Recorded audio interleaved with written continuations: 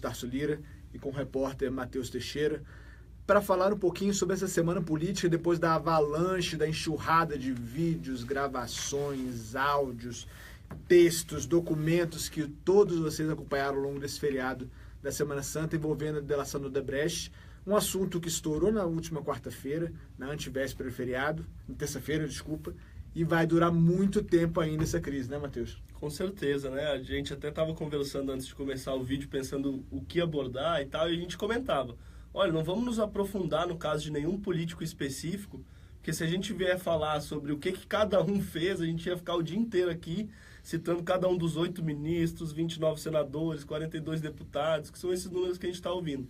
Então a gente prefere aqui fazer uma análise de como que o meio político vai tentar reagir, quais implicações isso vai ter, do que detalhar aqui que fulano pegou 20 milhões, fulano pegou 40, que isso aí te ouviu o fim de semana inteiro e vai longe ainda, porque de fato são assustadores os relatos aí do Odebrecht, né, Paulo? Isso, e a situação é tão grave que no sábado circulou nas mídias sociais, não sei se vocês estão nos assistindo também receberam, uma imagem de Judas sentado no sofá, com uma tulipazinha de chope, o pé esticado no puff, dizendo, com tanta gente para ser malhada nesse sábado de aleluia, resolvemos dar uma folga para Judas. E de fato, o Matheus está esquecendo, são 9 governadores, um terço dos governadores eleitos em 2014 vão ser investigados pelo STJ, fora as pessoas que vão para a primeira instância, Lula, Fernando Henrique, Palocci, que já está sendo investigado, Dirceu, que já está preso, Palocci e Dirceu já estão presos.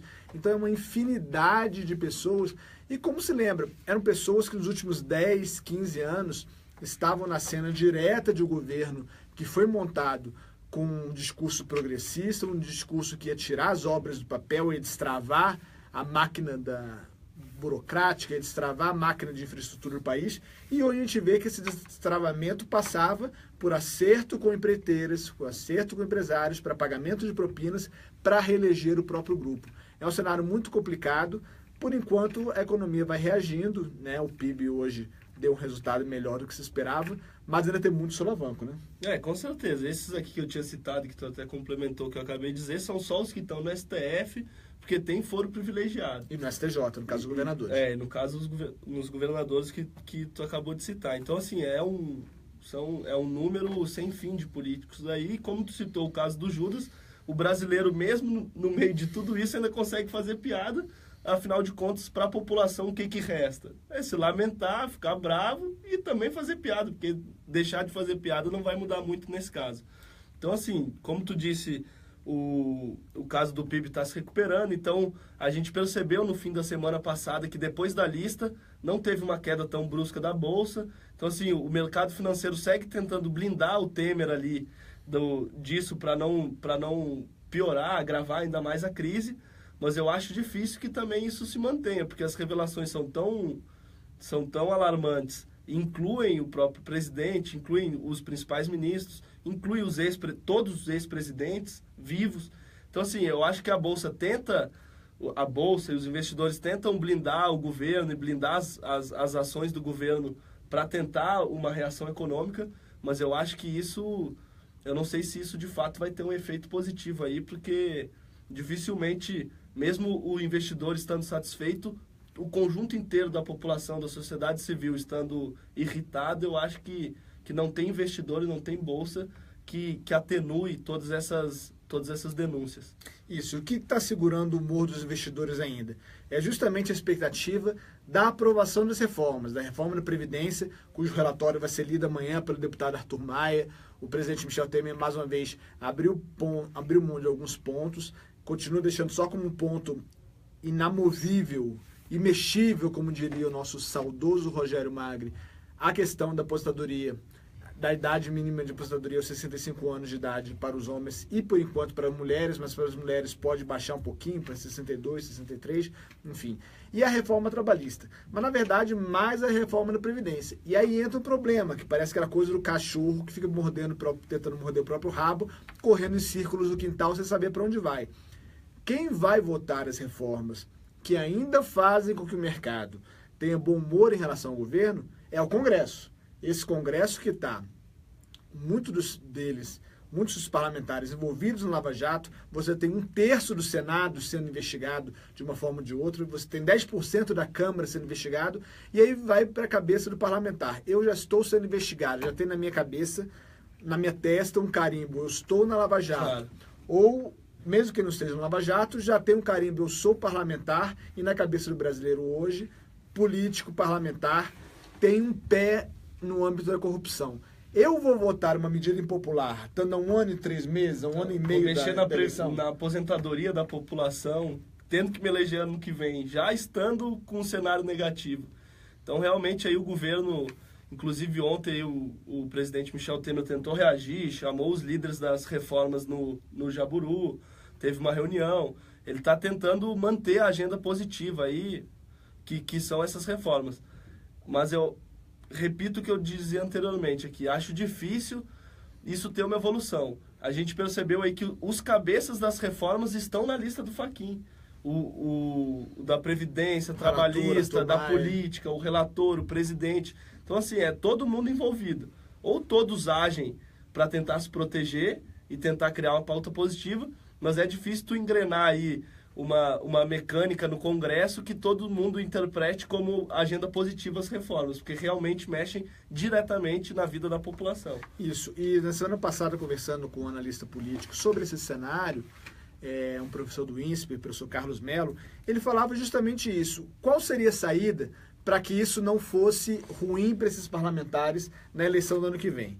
Se aprovasse as reformas, impopulares sim, isso não tem dúvida, mas se até a eleição você tivesse um caminhão de dinheiro sendo investido no Brasil pelos investidores internacionais dispostos a acreditar no país depois das reformas. Ele acha que é um período de tempo muito curto para acontecer isso, para retomar aquela euforia que o brasileiro tinha em relação a 2010, por exemplo, quando o PIB brasileiro cresceu 7%. Então, como o período é muito curto, o desgaste que vai acontecer por conta dessas reformas vai ser muito maior do que os louros a serem colhidos lá na frente, né?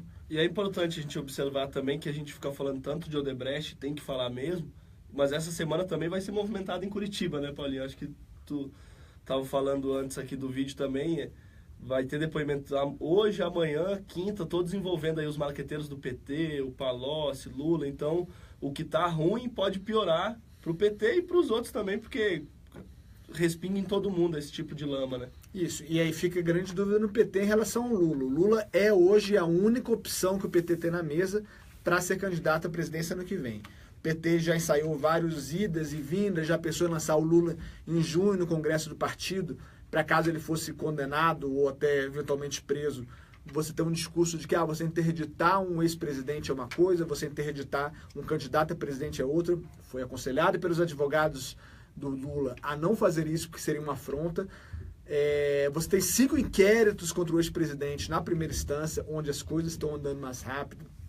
Vários delatores falando a história de que ele é o amigo, de que ele pediu ajuda para o sobrinho, que ele pediu ajuda para a empresa, enfim. E essa semana vai ser mais uma vez uma semana que o PT vai estar na mira. Hoje você tem um depoimento do João Vacari Neto, que é um ex-tesoureiro do PT, contra quem operava todo esse processo e contra quem há sérias suspeitas e receios dos petistas de que possa vir a fazer uma delação premiada, do Renato Duque, ex-diretor da Petrobras, que foi indicado pelo PT.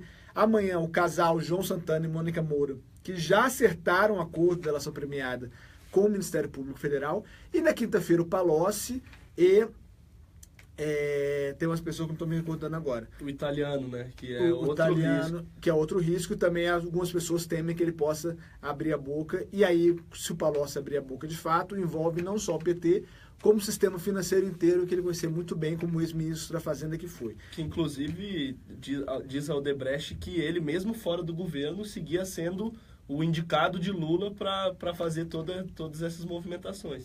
E como tu estava comentando do Lula se lançar candidato, inclusive no PT, eles evitam até em falar em um plano B, né? Eles não trabalham com a hipótese do Lula ser preso ou ser impedido politicamente, até para fortalecer a imagem dele. Mas eu acho que depois da semana passada, essa semana, isso aí vai começar a crescer, porque outra consequência das delações do Odebrecht foi ver assim, quem se livrou, quem continua sendo um presidenciável. E aí se fortaleceram alguns nomes aí, que entre eles não está o Lula, né? Obviamente. E essa semana, em tese, com tudo isso que nós falamos, vai ser uma semana mais curta. Sexta-feira tem o feriado de 21 de abril, dia de Tiradentes. Tiradentes que comandou uma revolta contra a corte portuguesa para não pagar imposto. Na verdade, a maioria das pessoas que estão no Lava Jato também não queriam pagar imposto se tiver evasão de divisas, lavagem de dinheiro, enfim. Então, boa semana a todos. Esperamos estar de volta aqui no final da semana para tentar dar um resumo de toda essa crise que estamos vivendo. E como a gente falou também, a gente está aqui fazendo uma análise, mas como é uma frase famosa no Brasil é difícil de prever até o passado, quanto mais o futuro. Então vamos acompanhar aí de perto o que está acontecendo para seguir tentando desenhar um quadro futuro aí, seguir tentando ajudar o leitor a interpretar tudo isso que está acontecendo. Então, obrigado, boa semana a todos.